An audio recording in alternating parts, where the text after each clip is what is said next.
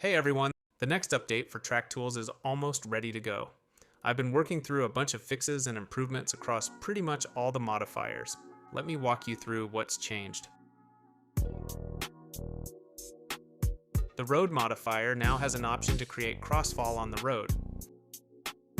For markings, I added a dashed gap ratio input. It gives you more control over the dashed line size.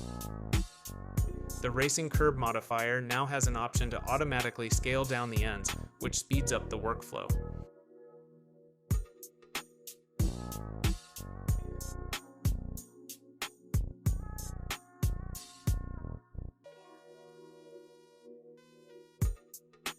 The edge modifier got several improvements. I fixed the smoothing at connections, and with help from Daniel, I fixed the UV maps for cyclic splines.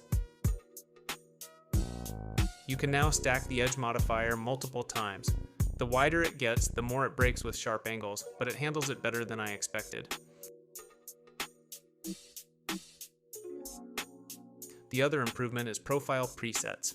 You don't need a bunch of curve objects in your blend file anymore. There's a simple edge, sidewalk, and full curb option. You can combine them in different ways.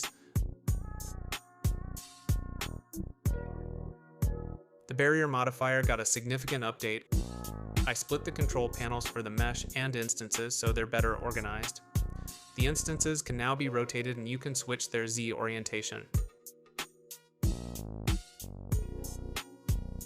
The mesh part also got profile presets: walls, fences, rails, curbs, sidewalks, banners. Each has its own settings and you can combine them by stacking the modifier. You can still use it in automatic mode as part of your road object or manual mode with a standalone curve. Manual mode got a new option to scale the mesh by the curve radius and offset the instances accordingly. This was mainly designed for sidewalks, so it doesn't make sense for some other profiles and can be switched off. The tree modifier got new features. First, instances now appear even when no terrain object is assigned. That makes it easier to work with multiple objects and setups in the asset browser. I added options to choose where instances generate. You can pick from face, edge, or curve mode. You can combine face and edge mode to create forest chunks with bushes around the edges, or combine curve mode with the barrier modifier to create long grass around fences. It's up to you what setups you come up with. I've been working on a new asset file with a lot more objects and prepared setups. I had the idea to create a tool that would make importing these setups faster, but I couldn't get it to work properly. I asked Fluffy for help, and he came up with a solid solution that will now be part of every pack. It lets you import the setups with all the node groups linked correctly in one click. You can also copy just the modifiers from a selected asset, which makes it faster to pick the right combination for your road.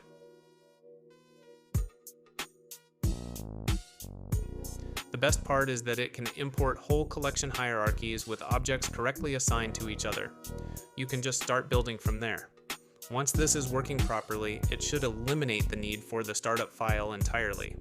Instead, you'll have a bunch of prepared setups ready to use, and you can always add more yourself. These features and prepared setups should also help beginners and people that don't know Blender that well to get started faster and learn as they go. While we're talking about Fluffy's work, he's also developed an add-on for exporting Assetto Corsa KN5 files straight from Blender. No poly count limit, no need to apply modifiers, and no more KS editor. Materials and properties are all configured in Blender.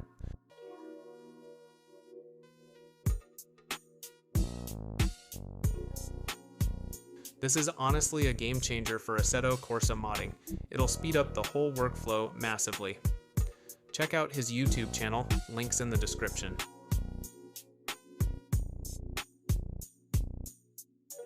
The newest addition to the free pack is Simplified Road and Terrain Tools.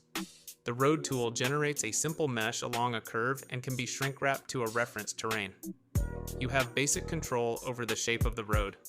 It doesn't support intersections the way the full Road tool does, but you can still create simple ones using the Snap To modifier.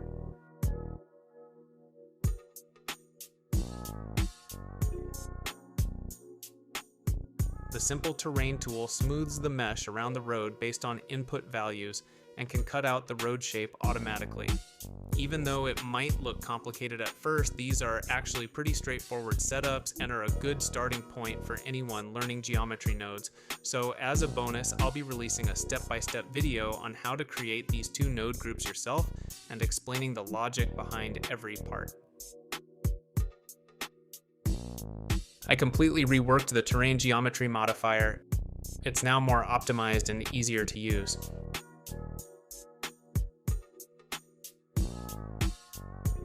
You can now choose from up to 6 levels of subdivision and set the exact ranges for each one. This gives you precise control over poly count at different distances from the road.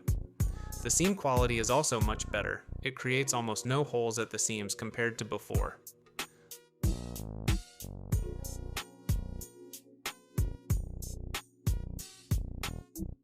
The terrain shape modifier got improvements too.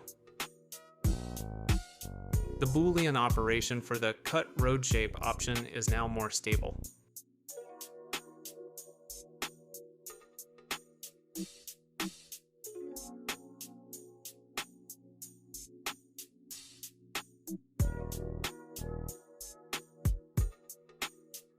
I simplified the tunnel cutting part, so there's no need to assign the tunnel profile in this modifier anymore.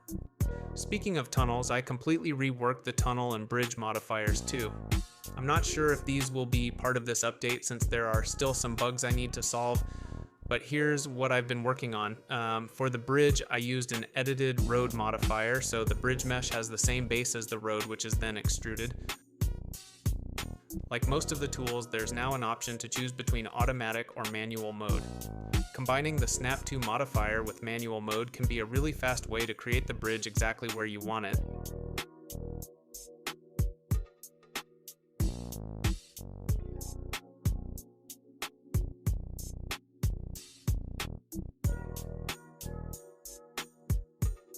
The tunnel tool was created in a bit different way. It was pretty tricky to get the Boolean working while keeping the tunnel thickness.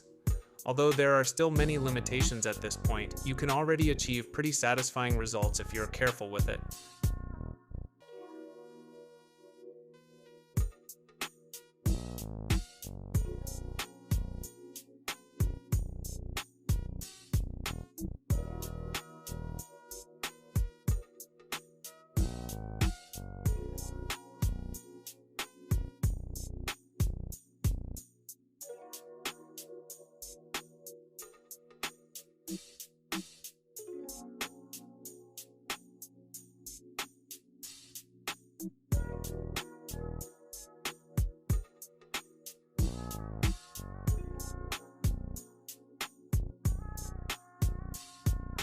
Both the bridge and tunnel solutions have their pros and cons right now. I'm planning to combine them into one solid modifier once I've tested things more and gotten enough feedback from you guys. This update is almost ready and should be out very soon. I'm just finishing up the script and reworking the tutorial file now. I know a lot of you have been asking for video tutorials, and I will be making those soon too. Please just be patient while I finalize the tools. Once everything's locked in, I'll have the tutorials ready to go. Thanks for sticking with the process and see you in the next one.